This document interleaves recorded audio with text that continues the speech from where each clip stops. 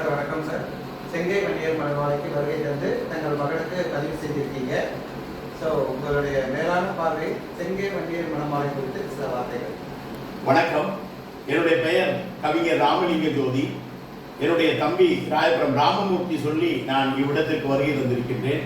என்னுடைய தம்பி அவனுடைய மகளுக்கும் மகனுக்கும் இங்கே பதிவு செய்திருக்கின்றார்.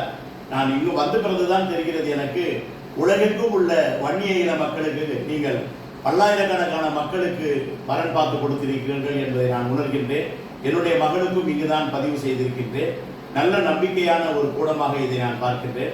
பள்ளி ஆசிரியராக இருக்கின்ற உமாபதி அவர்கள் பள்ளி மாணவர்களுக்கு அங்கே அறிவு கண் திறப்பது போல இந்த செங்கை வன்னிய மணமாலை உண்மையிலேயே ஒரு பாமாலையாக திகழ்கின்றது என்றால் மிகையாகாது.